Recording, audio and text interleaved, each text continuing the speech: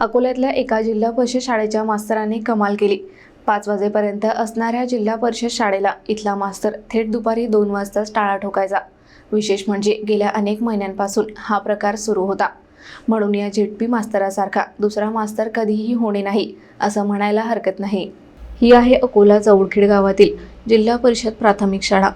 या शाळेत एकत्रित 27 विद्यार्थी आणि मात्र शिक्षक एकच। दरम्यान काही महिन्यांपूर्वी इथली महिला शिक्षिका सेवानिवृत्त झाली, तेव्हापासून या शाळेत अद्यापही शिक्षक आला नाही। दुसऱ्या शाळेवरून इतर शिक्षक इथल्या विद्यार्थ्यांना शिकवण्यासाठी येतो, मात्र तोही शिक्षक दुपारी 2 वाजेपर्यंतच शाळा चालवतो। 5 वाजेपर्यंत चालणारी जिल्हा परिषद शाळा आता थेट दुपारी 2 वाजताच क्लोज होते। त्यामुळे विद्यार्थ्यांच्या शिक्षणावर मोठा परिणाम पडलाय। इथल्या अनेक विद्यार्थ्यांना आपलं नाव देखील लिहिता येत नाही। अखेर संतप्त नागरिकांनी जिल्हा परिषद शाळेला भेट देत मोठा गोंधळ घातलाय। विशेष म्हणजे या शाळेतील अनेक खोल्या जीर्ण झाल्यात, तर काही खोल्यांची छत कोसळली।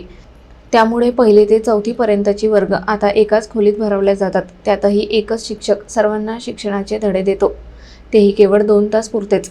मात्र त्यातूनही विद्यार्थ्यांना काही समजेना। अशा परिस्थितीत विद्यार्थ्यांना समोर जावे लागते।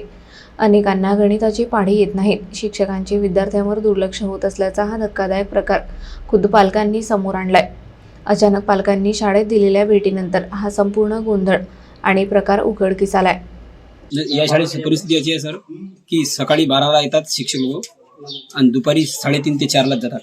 आणि दुसरा विषय म्हणजे की या शाळेमध्ये पाण्याची परिस्थिती अशी आहे की शासनानं आरो दिलेला इथं, पण कधीच हा आरो चालू केलेला नाही। कॉम्प्युटर पण दिलेला आहे, कधीच कॉम्प्युटर चालू केलेलं नाही। विद्यार्थ्याला कॉम्प्युटरचं ज्ञान सुद्धा नाही आणि पालक वर्गाला हे सुद्धा माहित नाही की या शाळेमध्ये शिक्षक कोण आहेत, कारण की शिक्षक आमच्या इथचे 8-8 दिवसातून 2-2 दिवसातून नवीन शिक्षक येतात। दुसरा विषय, शाळेच्या पाठीमागे जर गेले तुम्ही तर दारूच्या बॉटल आणि पिस्टॉलची पाकिटे सुद्धा तुम्हाला शाळेच्या, म्हणजे नेमका पालक वर्गाला हेच नाही समजत की विद्यार्थी शिक्षण घेतात की गुरुढोर चालले जातात। माझा मुलगा या शाळेमध्ये आहे, 1लीमध्ये। माझ्या मुलाला मी रोज विचारतो की कारण दादा 1-2 काही नाव तुझं काही लिहिता येते का? तो माझा मुलगा म्हणते मला नाव पण येत नाही, 1-2 पण येत नाही। इथं खूप वेळा आलो मी या शाळेमध्ये, मॅडमलाही भेटलो, सरलाही भेटलो की तुम्ही शिक्षण मुलाला शिकवता, मुलाला 1-2 पण येत नाही आणि नाव पण स्वतः लिहिता येत नाही। कमीत कमी शाळेत 1 वर्ष पूर्ण होत आहे या शाळेमध्ये मुलाला, त्याला अजून पण काही येत नाही। ते शिक्षण कसं आहे? इथं उळाउळीचे शिक्षक लोक उत्तर देतात की तुमचे मुलं शिकतच नाही, असं नाही तसं नाही। तर शेवटी आम्ही इथं येणं सोडून दिलं होतं की बा शेवटी असा विचार केला होता की यंदाचं वर्ष इथं मुलाला शिकवा आणि नंतर इथून मुलगा चौथ्यामध्ये टाकून द्यावा। कारण की इथं जे मुलं शिकत आहेत ते खूप गोरगरिबाचे लोक आहेत, लोकांचे मुलं आहेत। इथं काही ज्याच्या घरी 5-10 एकर शेती आहे त्याचा मुलगा इथं या शाळेमध्ये नाही आहे। या शाळेमध्ये या लोकांचे मुलं आहेत की जे 200 रुपये कामाला जाणारे आहेत, त्याच लोकांचे इथं मुलं शिकत आहेत। आणि आमची एवढीच मागणी आहे की आमच्या मुलांना चांगलं शिक्षण देण्यात यावं। शिक्षणात शाळेच्या बद्दल काही विचारलं, अभ्यास विचारला, अरे आज काय शिकवलं, जे शाळेतला गृहपाठ काहीच घरी येत नाही। शाळा रेग्युलर भरते पण नियोजन नाही आहे। जसं शाळेत आल्यानंतर पहिल्यांदा राष्ट्रगीत होते, त्यावेळेस शाळेत घंटीची बेल होते आणि सुटल्यानंतर पण बेल वाजते, पण इथं तसं काही नियोजन नाही। शाळेचा वेळ आहे 11 ते 5, पण शाळा लवकर सोडतात, कधी 4 वाजता सोडतात, कधी 3 वाजता सोडतात, म्हणजे रेग्युलर टाईमवर शाळा सुटत। दरम्यान या संपूर्ण प्रकरणाचा एक अहवाल सादर करत वरिष्ठांना देणार असल्याचे येथील केंद्र प्रमुख सांगतात। तसेच सायंकाळी 5 वाजेपर्यंत शाळा भरवण्याची सूचना देखील देण्यात आल्याचे ते म्हटले। आता कसं, माझं मुख्यालय आहे किनखेड पूर्णा, पालकांनी शाळा वेळेवर उघडत नाही असं म्हटलेलं आहे। हे काही अंशी खरं असू शकते, ते मी नाकारू शकत नाही। संबंधित मुख्याध्यापकांना मी केंद्रप्रमुख म्हणून माझ्या तपासणीमध्ये मी अनेक वेळा रायटिंगमध्ये दिलेलं आहे की बाबा वेळेवर शाळा उघडा, वेळेवर घरी जा, मुलांना शिकवा आणि आपल्या नियमाप्रमाणे काम करा।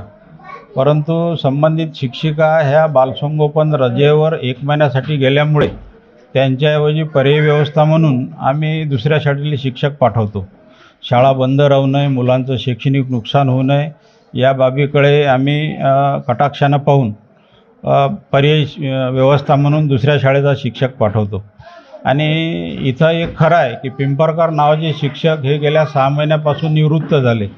प्रशासनानं एक शिक्षक इथं द्यायला पाहिजेत होता, परंतु शिक्षक देणं हा वरिष्ठाचा अधिकार असतो, आम्ही त्याला काही करू शकत नाही।